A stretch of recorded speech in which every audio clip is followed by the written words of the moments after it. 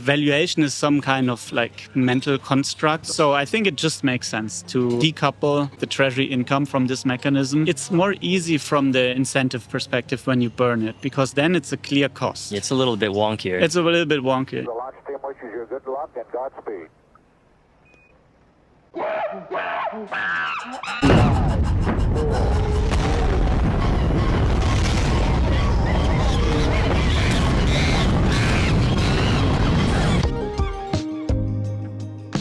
Space Monkeys blasting off with Jonas Gehrlein. He's a research scientist at the Web3 Foundation. You've probably seen him on Twitter. Jonas, very happy to have him here at this beautiful food hall.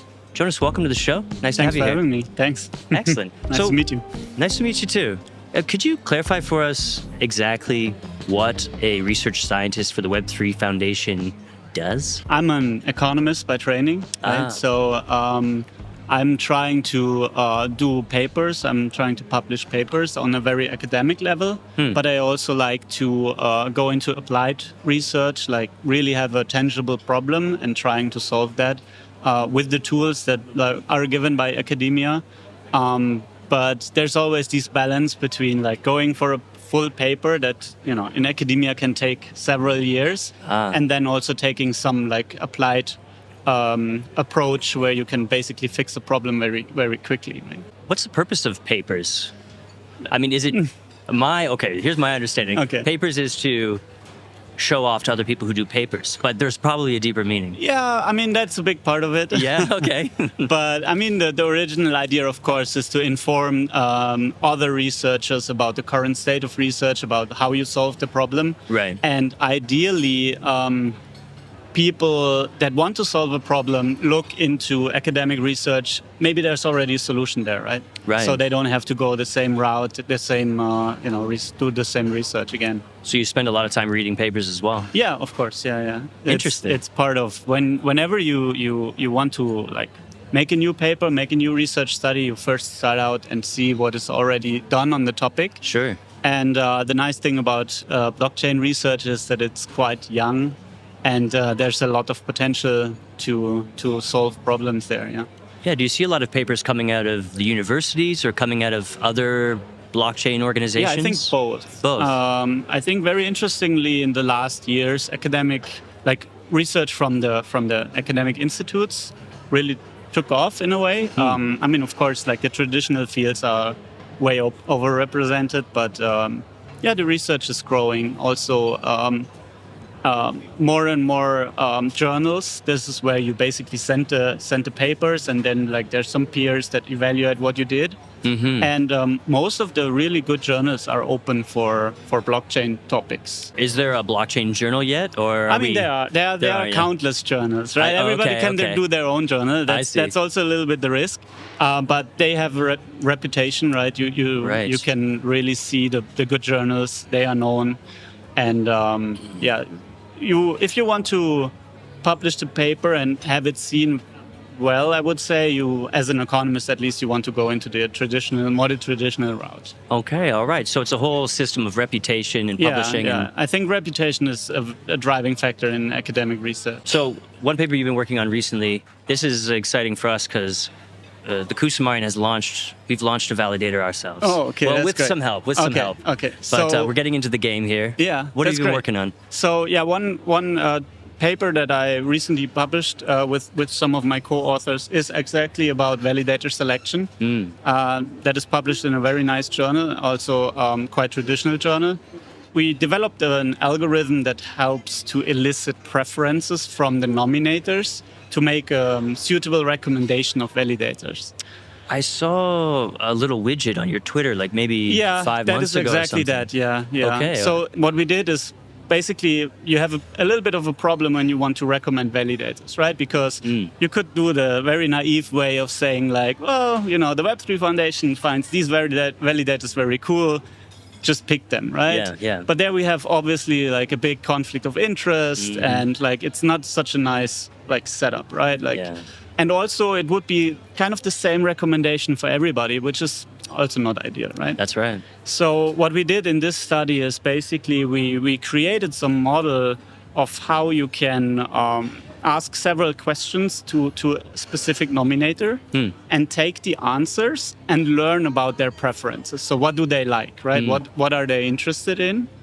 And after a few of these questions, we learn basically enough to make a tailored recommendation to you or like to any other nominator. What are the questions like? The questions are quite easy. We just show you 2 different validators and we show all the statistics on them, right? Like the error points, the self-stake, whether they have identity or not, and so on, and how many others are voting for those validators. And then we just ask you which do you like more? Okay. And then you say, I like this one more, I like this one more, I like this one more. And after like a couple of these questions, we can basically create a model in the background that tells us, that basically gives a utility value, like how good is every validator in the set. Yeah. And we can then simply rank them by the highest utility to the lowest. Wow. And we can basically take the top 16 and say, based on your answers, like these 16 validators suit you the best. That is so cool. Yeah, it's all deployed open source. It uses the Light client, so it's also very reliable in a way that you don't need to have like an RPC node always on or something. Yeah. Was this inspired by Tinder? No. Well, maybe. I mean, it wasn't really inspired at first, but then you thought like, oh, well, it's nothing different than like just swiping. That's right, yeah. But it's a model that works. Yeah. Right. Maybe if somebody's interested, they can put like the Tinder UI on top of it and you just swipe your validators. That sounds good. Yeah. Also right now I'm looking a lot more into the auctions. That is a research project that started quite a while ago. Yeah. From an auction theory perspective, how good are the candle auctions? The candle auction mechanism itself, because it was basically invented in real life, right? It's like from the 14th century or something, where there were auctions with literal candles, and they were bidding until the candle went out.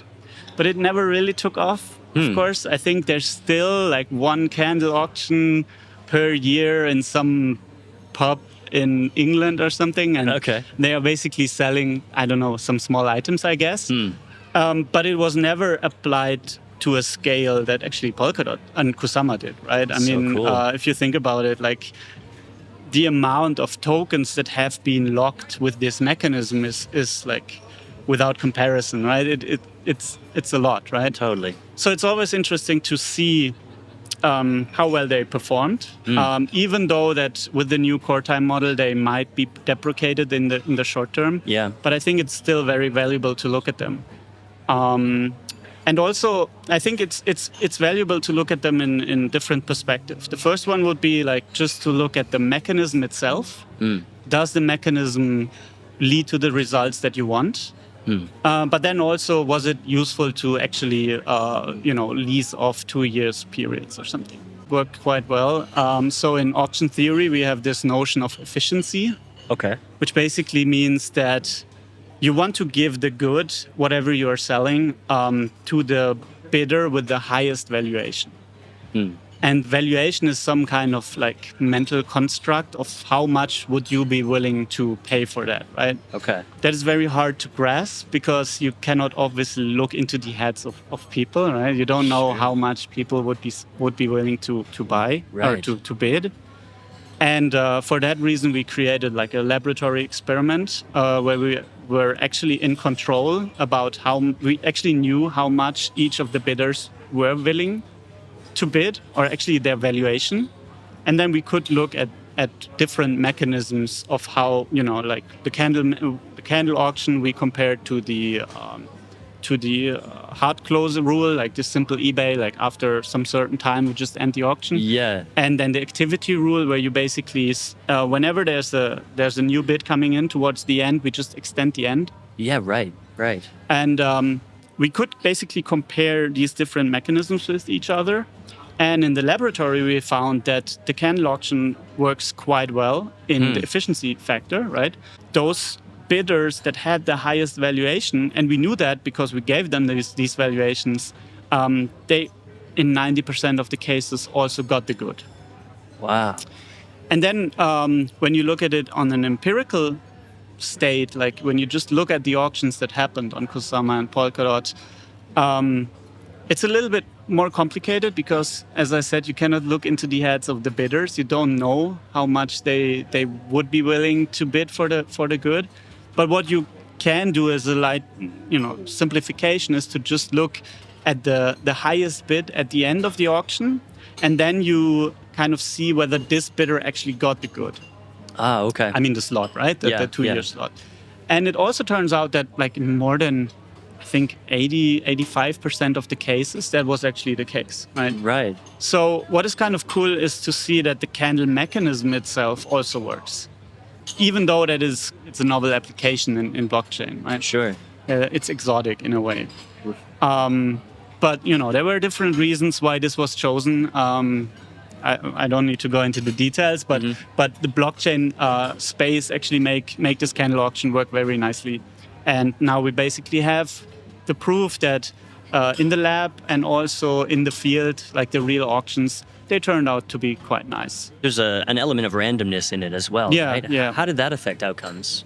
So, what happens is that once this candle period starts, basically on-chain, I think we take samples to reduce the size. I think every 20 blocks, the auction can actually finish in a way, even though it continues, right? This retrospective ending block. And the probability is uniformly distributed. So every of these samples has the same probability to basically end it, right? Is this part of the state? Like it's known that it ends at this block, or is that decided after the candle goes out? No, it's after. Yeah. It's after. Yeah. I see. Yeah, Okay, that's the whole point, right? So you wanted to have some incentive for the bidders to reveal their valuations very early on. Yeah. Because there's always the risk if you wait too long, for example, sniping, right? Yeah. What happens on these eBay things is that you basically wait until the last second to snipe in your bid. Yeah. And that is something that, is not really good. It's not very efficient.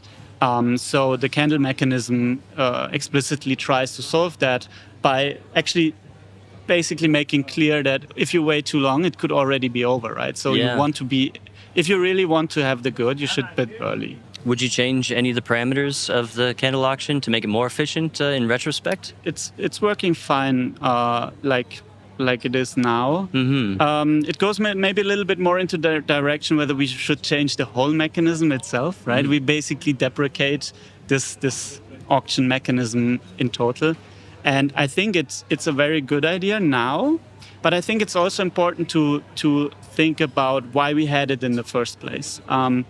Because, like leasing off these 2 years of slots really made sense in the beginning, right? Because you were enabling teams to really create a good community.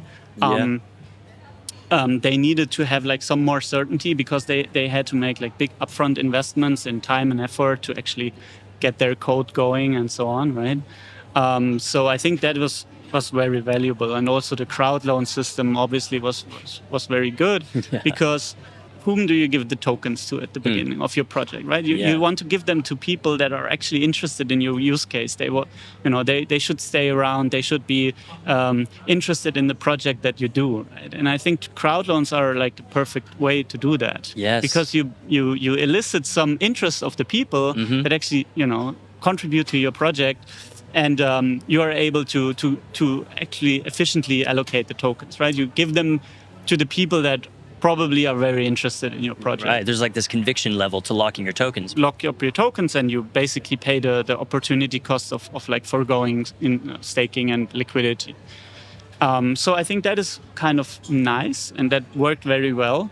But I think also now is the perfect time to go a little bit away from this system of these 2-year leases. Because, most or many of these projects were still building very crucial infrastructure, right? They are building infrastructure on top of Polkadot's infrastructure, which you really require for additional use cases, right? But I think we are now at the point where you want to make these core time allocations more agile and bring in more people that just want to mess around with the code, right?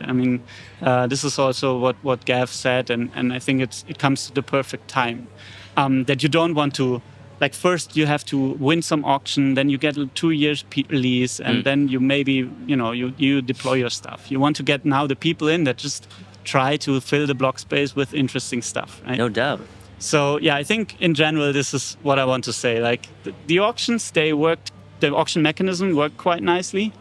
It was also good that we had this period. I think it was very good for the like kickstart of the project, like the network. Yeah. And now it's the perfect time to kind of change that and go into a more agile area.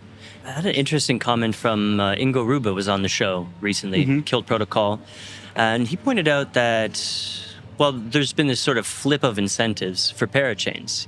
He was speaking to how when a project locks their own dots, they're sort of incentivized to make the Polkadot network thrive as much as possible because the value of their initial investment can grow, and when they get it unlocked, they have all this thing.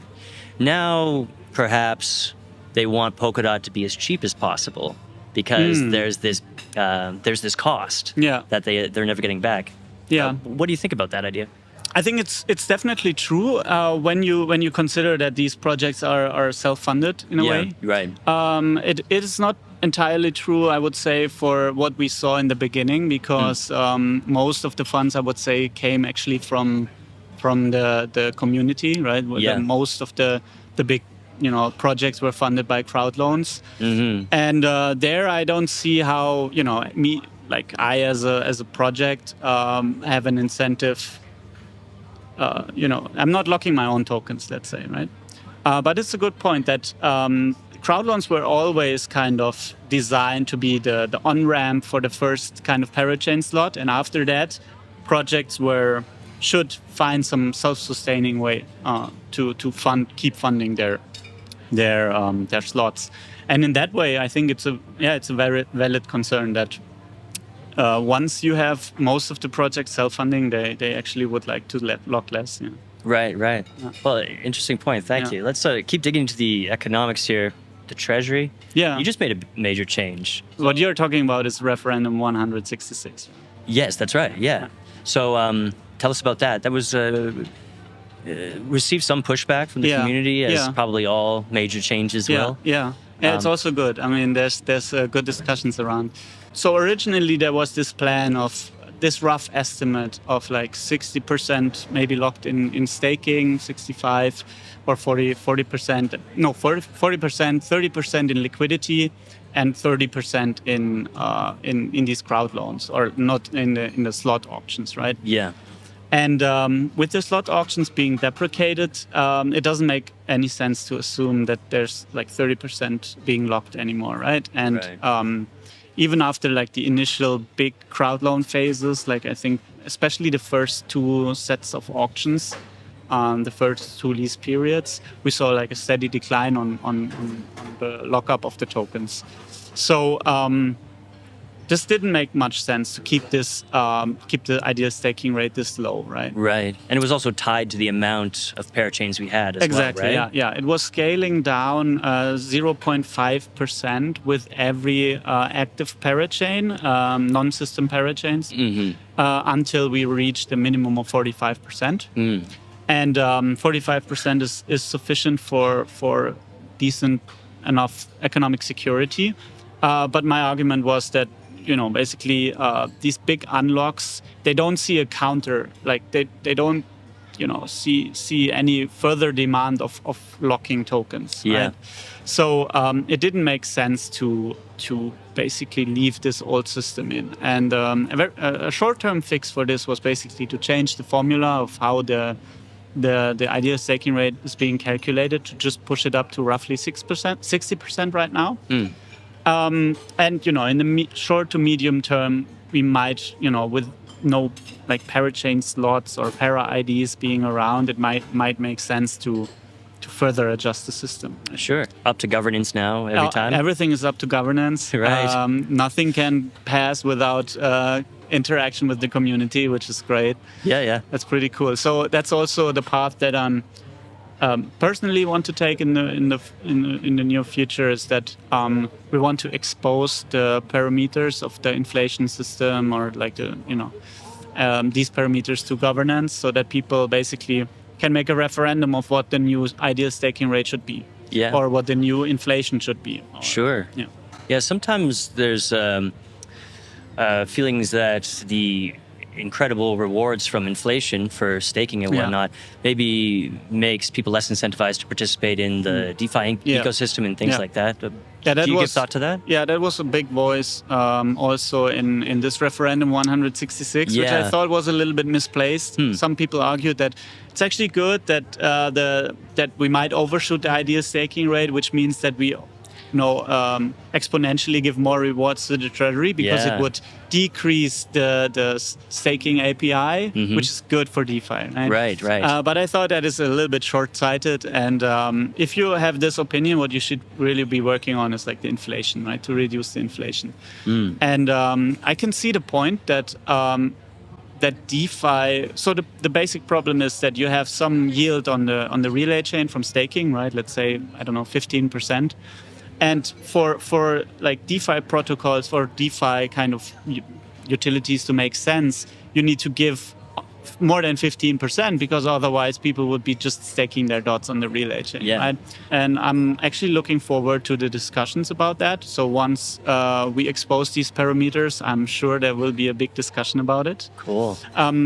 I think it's also important to understand that the staking API is a big part of the economic security of the network. It's true. Right? Because validators and nominators need incentive to work. And especially validators, the earnings of a validator is directly correlated or even caused the security of the validator, right? Like that's right. A validator that earns more has less incentive to screw up, basically, right? If you talk about this DeFi problem, I think the value doesn't matter that much. It's more about the yield, and it's whatever, like it's relative, right? If you shift the value, it's like the problem shifts on both sides, up and down. So I think it's more a discussion on the API itself, basically on the inflation. Got it. So right now we're at a steady 10%. Yeah. Roughly, roughly 10%. And we have the situation where if we're plus or minus the ideal staking, we cut a little bit of rewards to nominators, stakers, and we give it to the Treasury, and validators, and we give it to the Treasury. Yeah, exactly. Now, there's been some discussion since around Decoded of maybe taking a slice of that inflation and permanently feeding it into the Treasuries. Yeah. What have you been working on in this area? I think the main communication happened in the Polkadot forum here. I posted, that was a little bit before the time of RFCs. Yeah. And there's already a bunch of discussion there, so I think it makes sense to just leave it there. And my general idea was that, again, it makes sense to revisit this mechanism because it is kind of counterintuitive that you say you have something that is ideal, that you want the network to be converging to. Yeah. But once it's there, Treasury gets zero income and maybe a little bit from transaction fees, which is basically negligible, like it doesn't contribute much. And it worked for now, right? I mean, the Treasury is well funded, but I think we can do better than that. And also, I think Treasury management becomes much more important now. We see so many discussions in OpenGov, and both on the proposer side and also on those that decide a little bit, do a little bit of budgeting, like how you vote, basically. You want to have more certainty, right? You don't want that you don't know the income in 1 year of the Treasury because maybe the ideal staking rate is identical and then you don't get any income. Yeah, right. So I think it just makes sense to basically decouple the Treasury income from this mechanism, and this doesn't increase the inflation. The inflation would be fixed at 10%, whatever the people then choose to. But historically, I checked the data, and it was around 20% that was going into Treasury because of the staking inefficiency. So it's a natural point to just put it at 20% for now. Do you imagine doing away with the ideal staking rate in this situation, or would you still have Yeah, it's a good question. I think this is also open to discussion. I think there's a value to like this ideal staking rate is kind of an interesting concept because it makes sense to keep the network in some balance with respect to the staking rate, right? And this basically this mechanism of incentivizing to push towards that also makes sense. The question is, what is the perfect value? It's a good question, and I guess this is also open for discussion once this parameter is basically exposed. But I think it makes sense to have an ideal staking rate. But if we give it that 2%, let's say, haircut, that's going to affect rewards to validators and nominators, won't it? Yeah, it does. It does a bit. But my argument is that if you compare the API of Polkadot to some of the other projects, it's quite high. It makes also kind of sense because the lockup period, like the unbonding period of 28 days is also very long. Yeah. So you need to compensate stakers for the illiquidity there. But it also ties nicely into the discussion that we had before, right? That we have some room maybe to cut the API. Right. Because it would allow more easy competition of DeFi projects and so on, right? That's right. The API would go down, but I think we have enough room to let it happen, right? Especially when we fund the Treasury, would obviously make sense. Kind of imagining, there's so much scrutiny on Treasury spending today. Yeah. So just wait until people's rewards get chopped a little bit and they find out, it's going to Treasury. Yeah. So scrutiny is a good thing, of course. But yeah. This and also when I was proposing 166, people were like coming all out and saying like, oh, the API is way too high. It's way too high. But I want to see the discussion when somebody's proposing, let's cut the API by 6% or something, right? Then it's like, then you see really also the other people coming up. True say, That's also the interesting part, right? Like there's always people that disagree. Yeah. And I think it's very good. It's very valuable to have these discussions. One disagreement happening now, and honestly, it could go either way, is this burning of the core time fees. Yeah. What do you think about that? I think it makes sense. That's also why I did the RFC on it, right? Yeah. I did 2 RFCs. One RFC is about burning the core time revenue.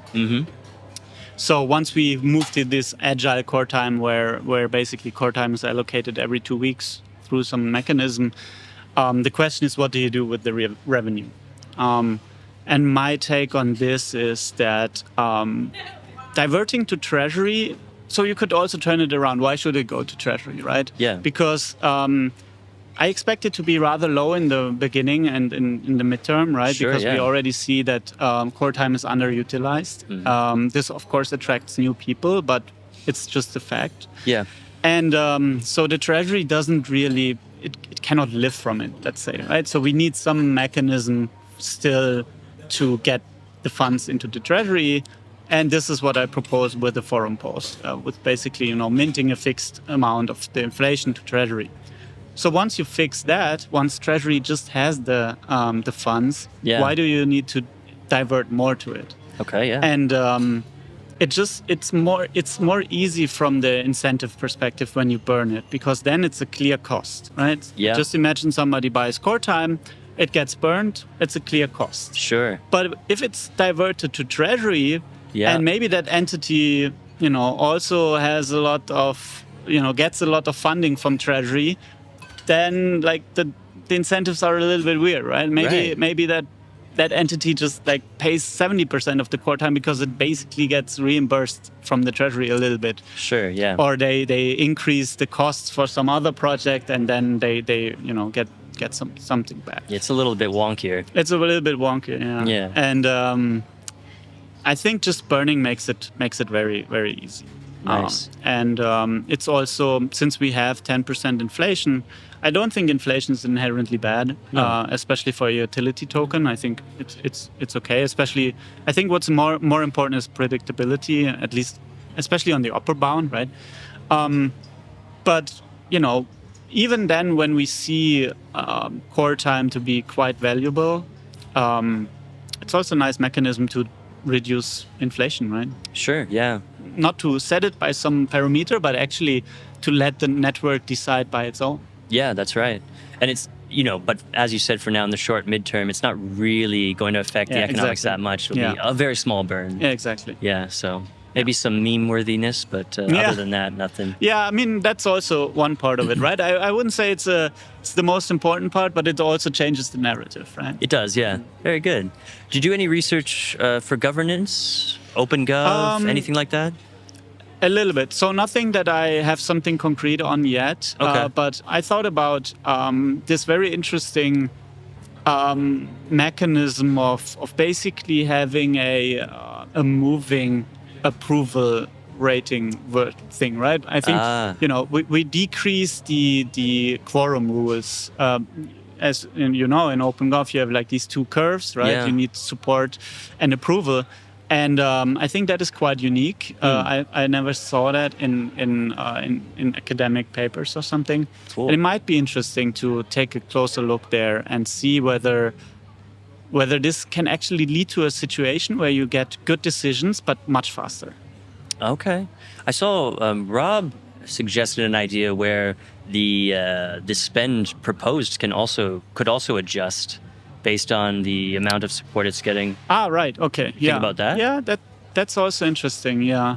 I think there's the devil is probably in the detail, right? There's like, you need to look at this from the incentive perspective. So when do you vote and how do you vote and who's voting? I think it's right now it's pretty clear. People, also for example, if you're a project and you're proposing to do something for some value X, maybe you cannot do it for less. That's right. But what happens if you get 80% of it? Like, yeah, exactly. I mean, it's not an unfixable problem, but you need to think about that. Interesting.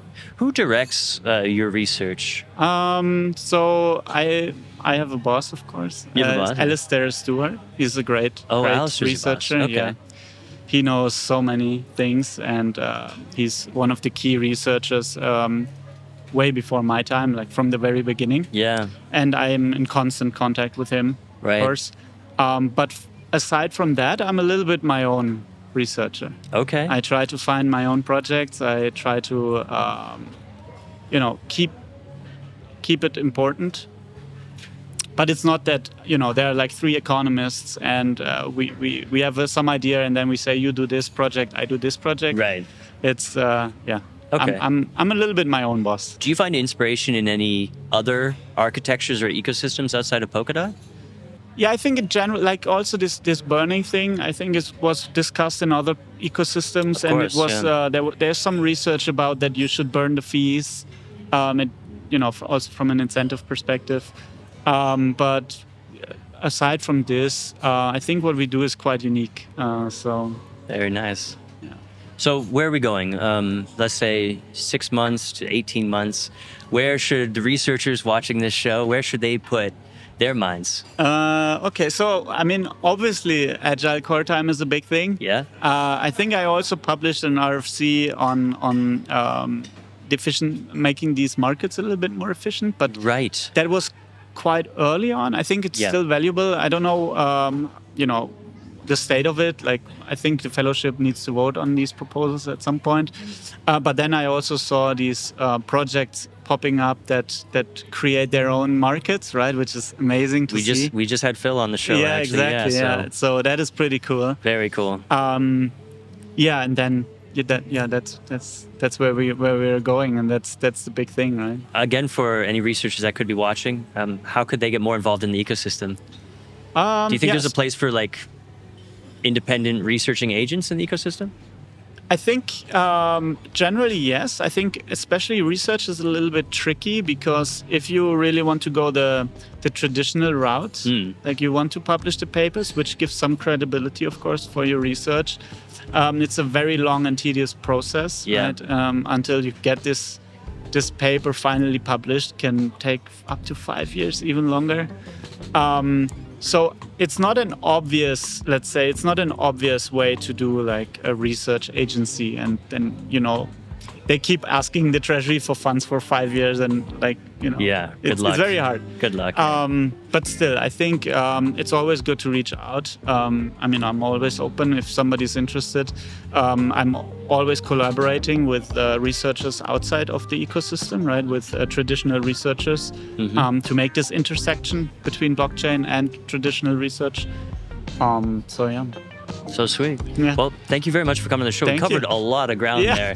So that is super cool. Yeah, we thanks. will see you in the forums on RFCs. Yeah. And yeah. just thanks very much for all the work you do. You're welcome, and thank you for interviewing me.